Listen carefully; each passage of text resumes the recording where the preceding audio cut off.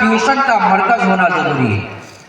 आज आप देख लीजिए अपने बिरादरान वतन को, अगर उसे स्कूल में नौकरी हो जाती है, स्कूल जाने से पहले भी पढ़ा करके जाता है, ट्यूशन पढ़ा करके, और आकर के भी वो पढ़ाता है, और उसको एक मिशन हो गया है कि हमको पढ़ाना है ट्यूशन। लेकिन हमारे मुस्लिम तबका के कितने टीचर ऐसे हैं जो ट्यूशन पढ़ाते हैं, हालांकि वो भी पढ़ा सकते हैं, वो भी ट्यूशन का मरकज कायम कर सकते हैं, वो भी अपनी बच्चियों को, अपने समाज की बच्चियों को बापर्दा पढ़ा सकते हैं। फिर जब सर से ऊपर पानी चला जाता है तब हम उस वक्त रोना रोते हैं कि हमारी इज्जत खाक में मिल गई, हमारी नामूस खतरे में चली गई, और उस वक्त हम रोना रोते हैं। इसलिए भाइयों, बुजुर्गों और दोस्तों, खाने पीने के निज़ाम में थोड़ी कमी बेशी करके हर मोहल्ले में ट्यूशन का कोई ना कोई मरकज़ होना चाहिए, जहाँ बापर्दा हमारी बच्चियाँ, हमारी बहनें ट्यूशन पढ़े। ये गांव के जचरैयतों की, गांव के बड़ों की, गांव के पढ़े लिखे लोगों की, उलमाए किराम की, और हर जिम्मेदार की ये जिम्मेदारी है कि इसकी तरफ तवज्जो दे।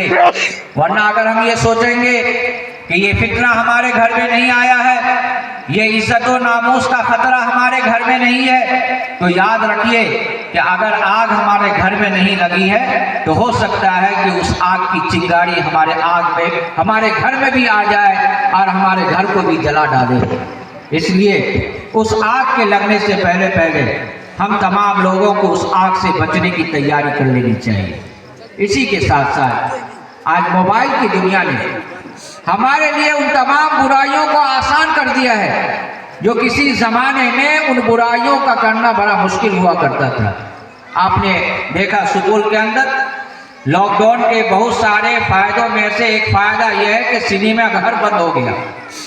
वहाँ 2 सिनेमा घर था, दोनों के दोनों बंद हो गया।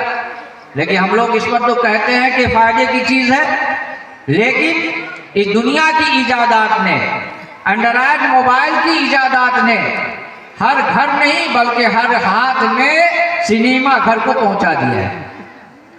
आज इस मोबाइल के बेजा इस्तेमाल ने हमारी नस्लों को बर्बाद कर रखा है, हमारी इज्जतों को पामाल कर रखा है, हमारी बेटियों, हमारी बहुओं, हमारी बहनों की इज्जत को तार-तार कर रखा है।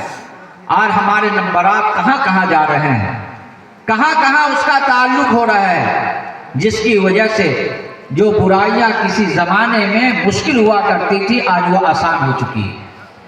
इसलिए गार्जियन हजरात से बहुत ही दस्तबस्ता ये इल्तिजा, ये दरख्वास्त है आज के इस प्रोग्राम से कि अगर हमने अपनी बेटी को, हमने अपनी बीवी को, हमने अपनी बहन को, या हमने अपने बेटों को भी आज़ाद मत छोड़िए। अगर बेटा किसी की इज्जत से खिलवाड़ करेगा तो आपकी बेटी भी महफूज नहीं रहेगी।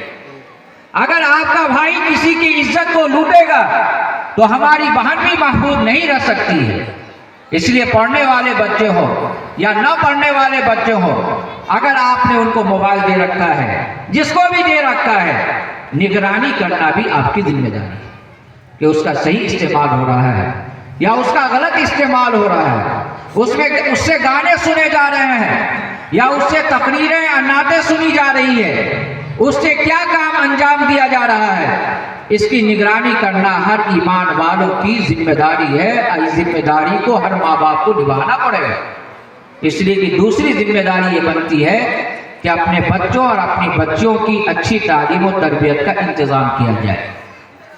तीसरी जिम्मेदारी ये बनती है कि लड़का लड़की जब बालिग और बालगा हो जाए, मुनासिब रिश्ता मिल जाए, तो बगैर किसी ताखीर के, बगैर किसी तिलक की लालच के अपने लड़कों और अपनी लड़कियों का निकाह करा दिया जाए। आज हम लोगों ने अपनी रस्म व रवाज की वजह से निकाह को महंगा बना दिया। निकाह सस्ता है, निकाह सादा है। अल्लाह के रसूल सल्लल्लाहु अलैहि वसल्लम के ज़माने के हालात तो बड़ी दूर की बात है, उस ज़माने का क्या कहना। अभी भी ऐसे ऐसे अल्लाह वाले लोग मौजूद हैं, ऐसा ऐसा घराना मौजूद है कि सुबह में बात कह पाती है और किसी नमाज के बाद जो है निकाह हो जाता है। कोई रस्म रवाज नहीं, कोई जहेज नहीं, कोई तिलक नहीं। लेकिन ये हमारा इलाका जो कभी इस बात से जाना जाता था کہ کیش لینا، تلک لینا، جہیز مانگ کر کے لینا اس کو برا سمجھا جاتا تھا، لیکن آج عجیب عجیب ہڑوے سے یہ گاڑیاں مانگی جا رہی ہے، کیش مانگے جا رہے ہیں کہ ہمارا داماد نہیں مانگ رہا، ان کو اپاچی کی ایک گاڑی اپاچی دے دیجیے۔ آپ کا داماد کیسے جائے گا آپ کی بیٹی کو لے کر کے؟ ایک گاڑی بلیٹ دے دیجیے۔ یاد رکھیے، جو آدمی اپنی کمائی سے اپنا پیٹ نہیں بھر سکتا، خدا کی قسم کھا کر کے کہہ سکتا ہوں وہ سسر کے دیے ہوئے مال سے بھی کبھی بھی اس کا پیٹ نہیں بھر سکتا۔ اور ایسی اولاد کبھی بھی آپ کی فرما بردار نہیں ہو سکتی، ہمیشہ وہ نافرمانی کرے گی۔ تب آپ جائیں گے کہیں گے کہ تعویذ دے دیجئے مولانا نعمت اللہ صاحب، آپ تعویذ دے دیجئے کہ ہمارا بیٹا نافرمان ہو گیا ہے، بیوی کا غلام ہو چکا ہے، جورو کا غلام ہو چکا ہے، ماں باپ کی بات نہیں مانتا ہے۔ ارے ایسے بدنصیب ماں باپ، وہ لڑکا دیکھتا ہے کہ جس بیڈ پر میں سو رہا ہوں وہ بیڈ میرے سسر کا دیا ہوا ہے، جس گاڑی پر میں سوار ہو رہا ہوں وہ میرے سسر کا دیا ہوا ہے، جس فریج اور واشنگ مشین کا میں استعمال کر رہا ہوں وہ بھی میرے سسر کا دیا ہوا ہے، جس برتن کا استعمال کر رہا ہوں وہ برتن بھی میرے سسر کا دیا ہوا ہے۔ تو بتائیے وہ سسر کا فرما بردار نہیں ہوگا تو اپنے ماں باپ کا فرما بردار کہاں سے ہوگا؟ یہاں غلطی کس کی ہے؟ غلطی تو ماں باپ کی ہے۔ جب آپ کا دل ٹوٹتا ہے، آپ کا دل تڑپتا ہے اپنی بیٹی کی شادی میں، تو بیٹے کے شادی میں بھی تو احساس ہونا چاہیے کہ ہم بھی کسی کے دل کو تڑپا کر کے اس سے مال لے رہے ہیں۔ ہر آدمی دوسرے ہی کو دیکھ رہا ہے کہ فلاں مولانا کی شادی ہوئی، نکاح ہوا، اس نے ایسا کیا، فلاں سید صاحب کے بیٹا کا نکاح ہوا، انہوں نے ایسا کیا۔ اگر یاد رکھیے قرآن کریم احادیث رسول کا مطالعہ کرنے کے بعد آپ کو یہ پتہ چلے گا کہ ہر آدمی کو سب سے پہلی ذمہ داری ہے کہ اپنی فکر کریں، ہم کیا کر رہے ہیں۔ معاشرہ بنتا ہے، سماج بنتا ہے افراد سے، فرد سے بنتا ہے۔ چند گھر ایک جگہ جمع ہو جائے تو ایک گاؤں ہو جاتا ہے، ایک بستی ہو جاتی ہے۔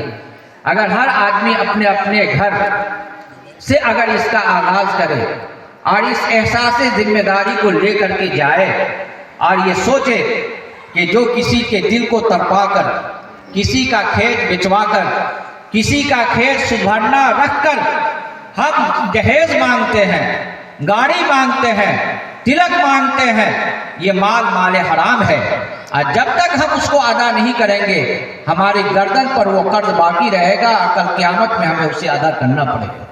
یہ احساس کیوں نہیں ہوتا؟ خالی ہم مفتی صاحب سے پوچھتے ہیں کہ طلاق کا ایسا معاملہ ہو گیا، امام صاحب جو ہے 2 منٹ بعد میں جماعت شروع کرتے ہیں، 2 منٹ بعد آتے ہیں، اس کا کیا حکم ہے؟ کبھی یہ پوچھا کہ ہم جو مال لے رہے ہیں، گاڑی لے رہے ہیں، دوسرے کی زمین کو بیچوا کر کے، اس کا کیا حکم ہے؟ یہ بھی تو پوچھنا چاہیے، یہ بھی تو ہماری ذمہ داری ہے بھائیوں، بزرگوں اور دوستوں۔ اگر ہم نے اور آپ نے اگر اب بھی ہوش کا ناخن نہیں لیا اور اپنی زندگی میں اسلامی شریعت کو اگر ہم نے نہیں لایا